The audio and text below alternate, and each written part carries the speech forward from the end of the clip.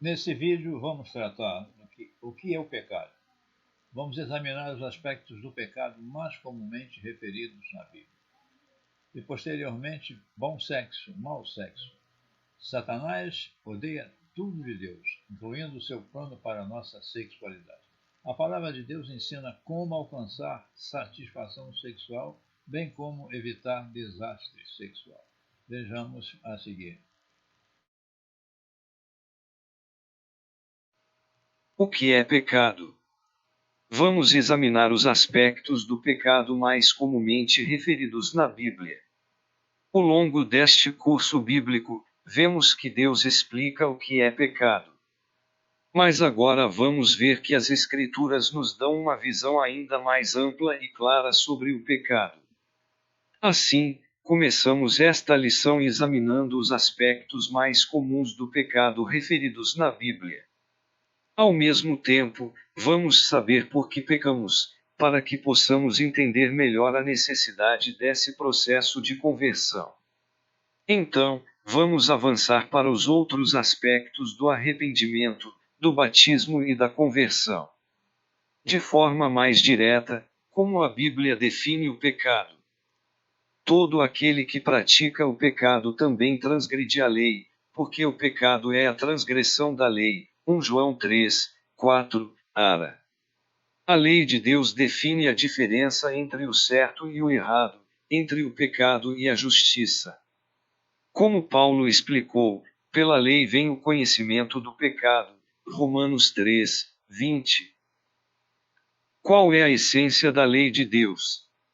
Então, escreveu o Senhor nas tábuas, os 10 mandamentos, que o Senhor vos falará no dia da congregação, no monte, do meio do fogo, e o Senhor mas deu a mim Moisés. Todos os mandamentos das Escrituras e outras leis são baseados nos princípios contidos nos 10 mandamentos, e os 10 mandamentos são baseados nas duas grandes áreas de amor que refletem o caráter de Deus. Mateus 22, 37 a 40, comparar 1 João 4, 8, 16, Romanos 1, 3, 9 e 10. Pecado é comportar-se de uma maneira que não demonstra amor a Deus nem ao nosso próximo. Isso prejudica aos outros e a nós mesmos. O pecado é, particularmente, destrutivo para o relacionamento com o próximo e com Deus. Para saber com mais detalhes sobre os danos causados por transgredir os mandamentos de Deus, e os benefícios de obedecê-los, você pode solicitar sua cópia gratuita do Guia de Estudo Bíblico Os 10 Mandamentos. Qual a primeira coisa que devemos fazer para sermos convertidos? Se o ímpio se converter de todos os seus pecados que cometeu, e guardar todos os meus estatutos, e proceder com retidão e justiça, certamente viverá. Ezequiel 18, 21. Para sermos convertidos, ou seja, abandonar o pecado e receber o perdão e o Espírito Santo de Deus, devemos deixar de transgredir as suas leis e começar a desenvolver o hábito da justiça através da obediência às suas leis. Quando eu também disser ao ímpio, certamente morrerás, se ele se converter do seu pecado e fizer juízo e justiça, restituindo esse ímpio o penhor, pagando o furtado, andando nos estatutos da vida e não praticando iniquidade, certamente viverá, não morrerá. De todos os seus pecados com que pecou não se fará memória contra ele, juízo e justiça fez, certamente viverá. Ezequiel 33, 14 a 16. Quão difundido é o pecado! Como está escrito, não há justo, nem sequer um. Não há quem entenda, não há quem busque a Deus. Todos se extraviaram e juntamente se fizeram inúteis.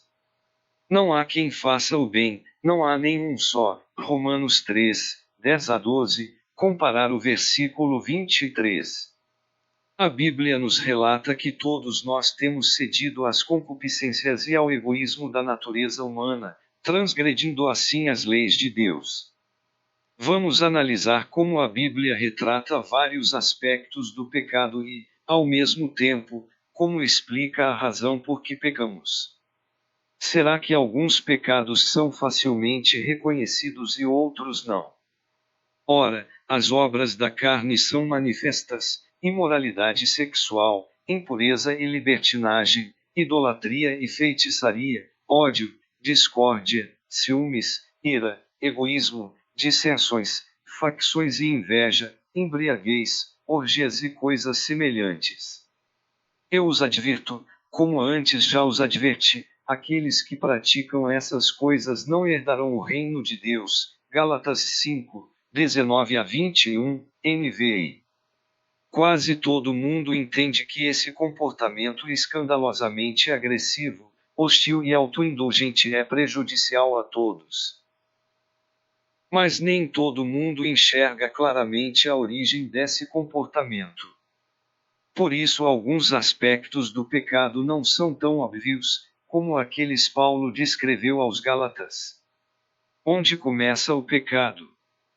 Mas o que sai da boca procede do coração, e isso contamina o homem. Porque do coração procedem os maus pensamentos. Mateus 15, 18 e 19. O pecado começa em nossa mente. Ele começa com pensamentos, desejos e atitudes maléficos. Paulo diz que todos nós também, antes, andávamos nos desejos da nossa carne, fazendo a vontade da carne e dos pensamentos, e éramos por natureza filhos da ira, como os outros também. Efésios 2, 3, comparar Romanos 1, 28 a 32, Gálatas 5, 24, Colossenses 3, 5 a 9. Jesus relatou exemplos claros desses pecados. Eu, porém, vos digo que qualquer que, sem motivo, se encolerizar contra seu irmão será réu de juízo, e qualquer que chamar a seu irmão de raca será réu do sinédrio, e qualquer que lhe chamar de louco será réu do fogo do inferno. Mateus 5, 22. E ele, respondendo, disse-lhes: Bem profetizou Isaías acerca de vós, hipócritas, como está escrito: Este povo honra-me com os lábios, mas o seu coração está longe de mim. Marcos 7, 6. Eu, porém, vos digo que qualquer que atentar numa mulher para cobiçá-la já em seu coração cometeu adultério com ela. Mateus 5, 28. A desobediência às leis de Deus começa sempre pela mente. Jesus citou os males da raiva, da hipocrisia e da luxúria para ilustrar este princípio. Da mesma forma, o apóstolo Pedro entendeu que o pecado é produto de um pensamento corrupto. Quando repreendeu Simão, o feiticeiro, Pedro advertiu-lhe: Arrepende-te, pois, dessa tua iniquidade e ora a Deus, para que, porventura, te seja perdoado o pensamento do teu coração. Atos 8, 22, comparar Salmos 81, 11 a 13. Seria pecado contaminarmos nossa consciência. Ora, o fim do mandamento é o amor de um coração puro, e de uma boa consciência, e de uma fé não fingida. 1 Timóteo 1, 5. Tudo o que não é de fé é pecado. Romanos 14, 23. Nossa consciência é meramente o que acreditamos ser certo ou errado, seja o que for. Quando violamos a nossa consciência, estamos fazendo o que sabemos que não deveríamos fazer, e assim, ficamos comprometidos com o que pensamos ser errado. Paulo diz que isso também é pecado. Ressaltamos que ninguém nasce sabendo discernir, automaticamente, o certo do errado. Como já vimos neste curso bíblico, entender o certo e o errado depende do conhecimento da lei de Deus. Esse conhecimento torna-se parte de nossa consciência. Se agirmos contra esse conhecimento, na letra ou no espírito, então pecamos. O apóstolo Paulo também advertiu, mas o Espírito expressamente diz que, nos últimos tempos, apostatarão alguns da fé, dando ouvidos a espíritos enganadores e a doutrinas de demônios. pela hipocrisia de homens que falam mentiras, tendo cauterizada a sua própria consciência. 1 Timóteo 4, 1 e 2. Se continuarmos pecando, quando já temos essa compreensão, corremos o risco de cauterizar a nossa consciência, tornando-nos menos sensíveis ao pecado e obstinados em relação a Deus. Seria possível nos vermos como pessoas mais justas do que somos. E disse também esta parábola aos que confiavam em si mesmos, crendo que eram justos, e desprezavam os outros. Lucas 18, 9. Na parábola que começa com o próximo versículo do Evangelho de Lucas, Jesus fala sobre dois homens que se achavam muito diferentes um do outro. Jesus mostra que é fácil alguém se considerar justo, mesmo não sendo. Dois homens subiram ao templo para orar, um fariseu e o outro publicano.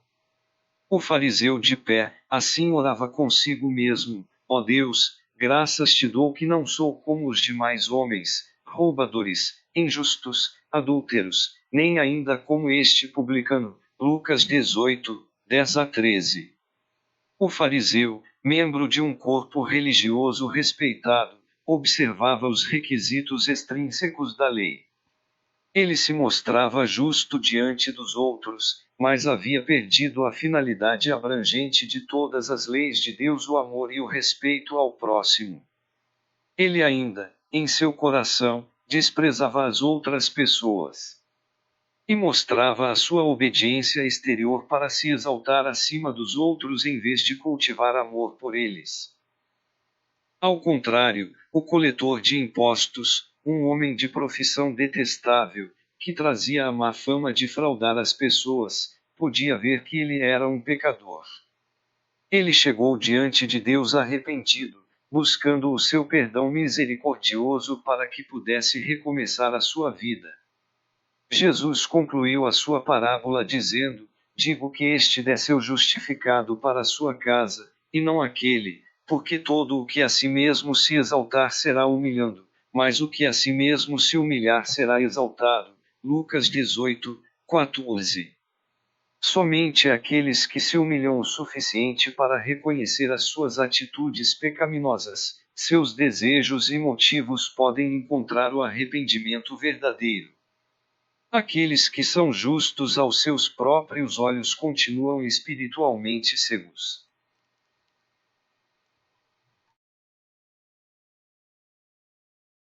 Bom sexo, mau sexo. Postado em 30 de abril de 2014, por Don Rosa. Satanás odeia tudo de Deus, incluindo o seu plano para nossa sexualidade. A palavra de Deus ensina como alcançar satisfação sexual, bem como evitar desastre sexual. Todas as criaturas de Deus são planeadas com delicada perfeição. Não há falhas. Tudo funciona perfeitamente. Viu Deus tudo quanto tinha feito, e eis que era muito bom. Gênesis 1, 31. Mas, somente nós humanos fomos abençoados para sermos criados à imagem de Deus. Gênesis 1, 26. O corpo e a mente humana, incluindo o espírito humano, são incrivelmente impressionantes. Eu te louvarei, porque de um modo assombroso e tão maravilhoso fui feito. Salmos 1, 3, 9, 14. A segunda coisa que Deus disse acerca dos humanos é que eles deveriam ter domínio sobre toda a terra. Gênesis 1 hora e 26 minutos. Por outras palavras, tudo mais na terra foi feito para nosso uso e prazer. Significativamente, a terceira característica mencionada dos humanos é a sua sexualidade, a sua masculinidade e feminilidade. Gênesis 1, 27. O mundo é um lugar muito melhor e mais interessante com dois sexos que se complementam. Vive L. Difference.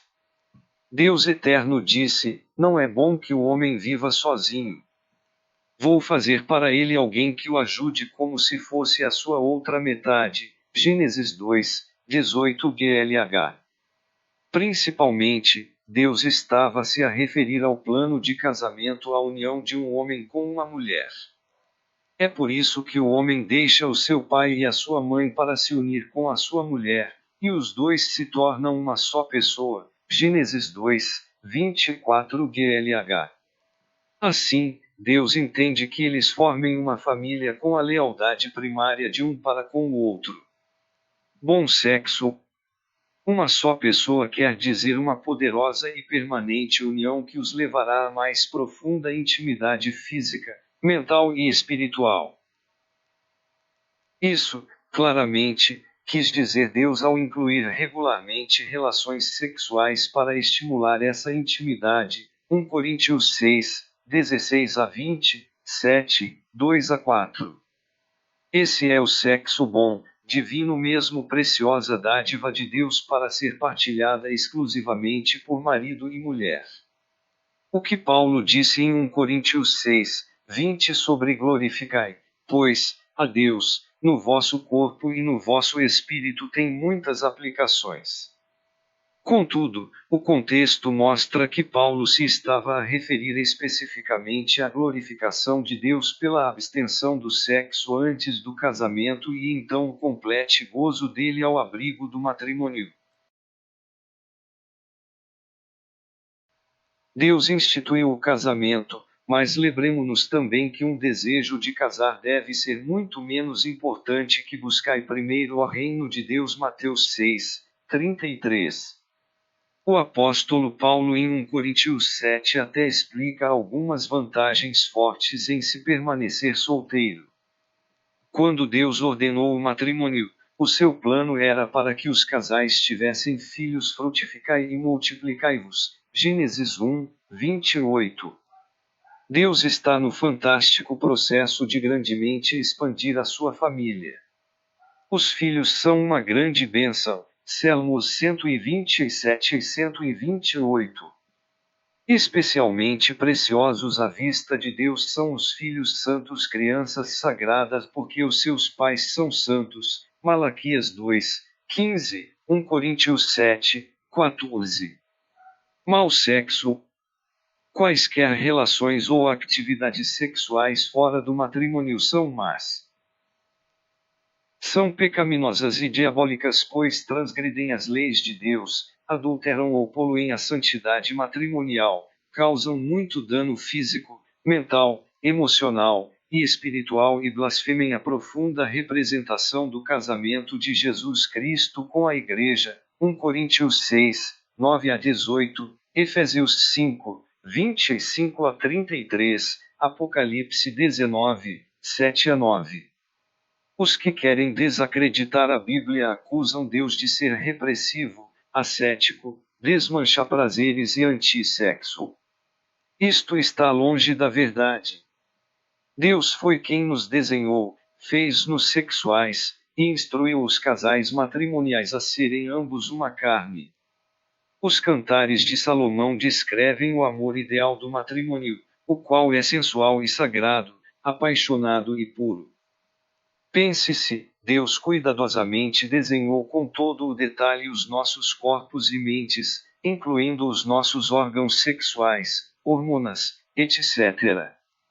Os órgãos sexuais dos animais estão definidos somente para reproduzir, enquanto que os do ser humano estão também para o prazer, mesmo quando a concepção não é possível. A nossa biologia e anatomia únicas demonstram o amor maravilhoso de Deus para conosco. Corpos físicos não são de modo algum maus e sexo no casamento não deve ser visto vergonhoso. Quando a Bíblia fala dos pecados da carne, Colossenses 2, 11, a palavra traduzida por carne não significa o corpo humano, ela significa a pecaminosa natureza humana. Provérbios 5, 18 e 19 ilustram a pureza, beleza e sensualidade do amor material. Seja bendito o teu manancial, e alegra-te com a mulher da tua mocidade. Como serva amorosa, e gazela graciosa, os seus seios te saciem todo o tempo, pelo seu amor sejas atraído perpetuamente. Provérbios 5, 18 a 19. Mas note-se o forte aviso antes e depois destes versículos: bebe água da tua fonte, obtém satisfação sexual somente da tua esposa. Versículo 15 e o resto do capítulo 5. Também vemos o contraste entre o sexo bom e o imoral em Hebreus 13, 4. Venerado seja entre todos o matrimônio e o leito sem mácula, porém, aos que se dão à prostituição, e aos adúlteros, Deus os julgará. Hebreus 13, 4. As leis de Deus são boas para nós. Deus é amor. 1 João 4, 8. Do seu amor para conosco deu-nos as suas leis perfeitas para nos livrar de males e nos trazer as maiores bênçãos. Todos os tipos de pecados sexuais são proibidos pelo sétimo mandamento: não adulterarás. Êxodo 20, 14. Para proteger a felicidade do matrimônio, a Bíblia avisa especificamente contra sexo extramarital, adultério, sexo pré-marital, fornicação, homossexualidade, incesto, bestialidade, prostituição, adoração sexual, confusão de gêneros, travesti e sexo durante o período menstrual da mulher. O 10º mandamento está muito relacionado com o 7º. Não cobiçarás a mulher do teu próximo, nem coisa alguma do teu próximo. Deuteronômio 5, 21. Isto mostra que obedecendo a Deus com a nossa mente e o nosso coração é tão importante como obedecer a Deus com as nossas ações. Isto é devido em parte aos pensamentos conduzirem à ação pecaminosa. Os pensamentos conduzem a pecaminosas ações. Quando se consente luxúria na nossa mente, ela é tentada a alcançar essa luxúria. Mas esta não é a única razão. Deus olha para o coração e Ele quer que o nosso seja como o de Ele. 1 Samuel 16, 7, Deuteronômio 5, 29. Ele quer que nós façamos guerra espiritual contra os maus pensamentos, levando cativo todo o entendimento à obediência de Cristo. 2 Coríntios 10, 4 e 5. Deus diz que um propósito da nova aliança, às vezes traduzido como acordo ou concerto, é pôr as minhas leis no seu entendimento e em seu coração. Hebreus 8h10. Jesus Cristo pôs isso claro no Sermão do Monte, Mateus 5-7, de que temos de obedecer a Deus no espírito da lei, bem como na letra da lei. Ele disse: ouvistes que foi dito, não adulterarás. Eu, porém, vos digo, qualquer que olhar para uma mulher com intenção impura, no coração, já adulterou com ela. Mateus 5, 27 e 28. Pense cuidadosamente sobre isto. Esta é difícil de roer, especialmente para os homens, mas Jesus disse o que disse literalmente. Só porque praticamente todos o fazem não é desculpa. A imodéstia no vestir e nas ações das pessoas nesta altamente sexualizada sociedade torna as coisas difíceis, mas também não é desculpa. Jesus foi definitivamente sério. De facto, é um assunto de vida ou de morte, porque a penalidade do pecado é a morte no lago de fogo. Isto é mais que técnica conversa. Com certeza, também significa que se uma mulher cobiça um homem, ela do mesmo modo comete adultério. Muitas vezes a Bíblia declara o exemplo mais comum para representar o princípio geral. Isso também quer dizer que toda a cobiça mental é pecado, mesmo quando não se está olhando para uma mulher. Pelo menos na sociedade ocidental há mais lascívia nas fotos, nos filmes, na internet, ou fantasias e magnificações do que quando se olha diretamente para uma mulher. Este tem sido o mundo de Satanás ao longo de milênios, mas agora a tecnologia moderna dá mais êxito ao pecado. Por exemplo, a mais vil das pornografias pode facilmente ser metida na casa de alguém via internet. Fugir às tentações. Jesus disse ainda mais.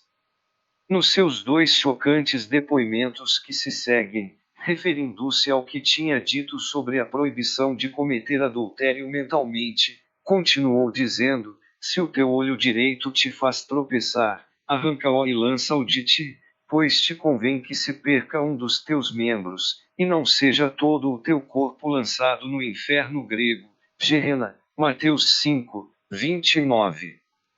Depois, Jesus praticamente diz a mesma coisa, usando um exemplo um tanto diferente, para dar mais ênfase a este princípio, e, se a tua mão direita te faz tropeçar, corta-a e lança-a de ti. Mateus 5, 30. É óbvio que os olhos e as mãos não são as causas de pecar. O que Jesus quis dizer é que devemos fazer o que seja preciso, não importa quão drástico, nem quão custoso para nos pormos a salvo de pecar. Devemos nos afastar das tentações, ou afastá-las a elas de nós tão rapidamente quanto possível. É tolice e perigoso para alguém deixar-se permanecer próximo da tentação confiando na sua própria frágil força em resistir-lhe porque a carne é fraca. Mateus 26, 41. Deus é absolutamente explícito e espera que o seu povo fuja das tentações. Fugir da prostituição, 1 Coríntios 6, 18. Ó homem de Deus, foge destas coisas do amor do dinheiro e de outras tentações, 1 Timóteo 6, 11. Foge também das paixões da mocidade, 2 Timóteo 2 horas e 22 minutos. Isto inclui andar com pessoas que são de caráter fraco e potencialmente más influências. A Bíblia avisa-nos frequentemente sobre este perigo.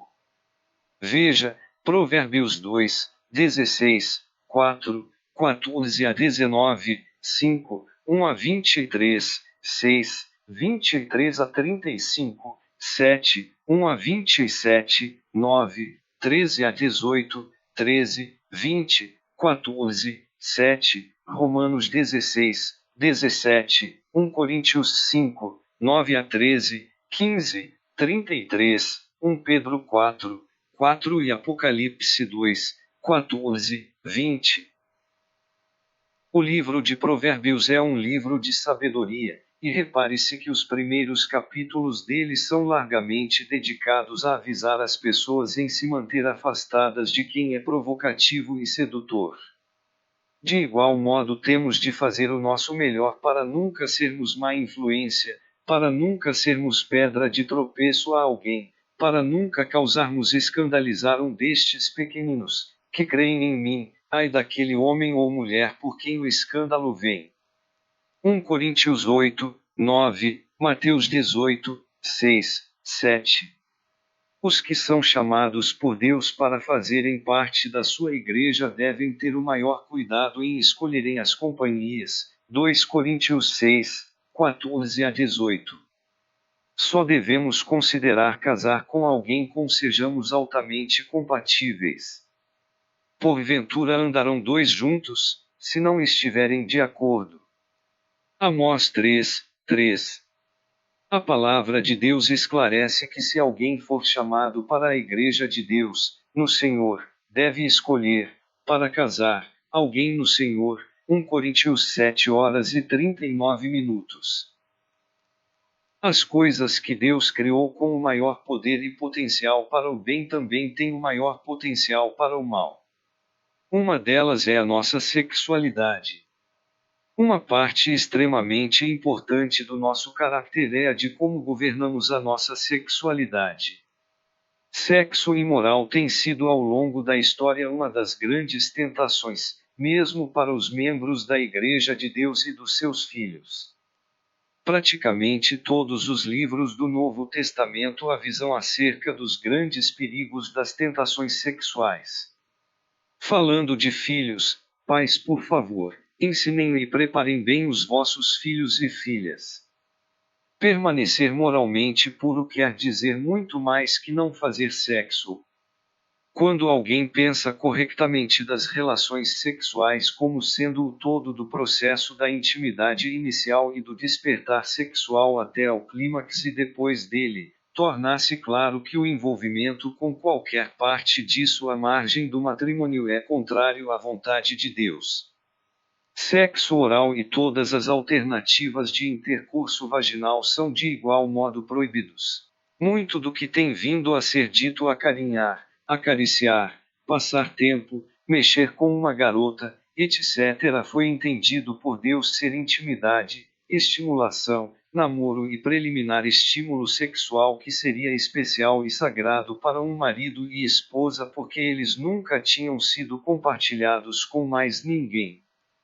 Pode-se ler em Ezequiel 23 o quanto Deus se achou espantado e repugnado com a imoralidade do seu povo, caracterizada por mulheres a quem foram apertados os seus seios, e ali foram apalpados os seios da sua virgindade. Ezequiel 23, 3.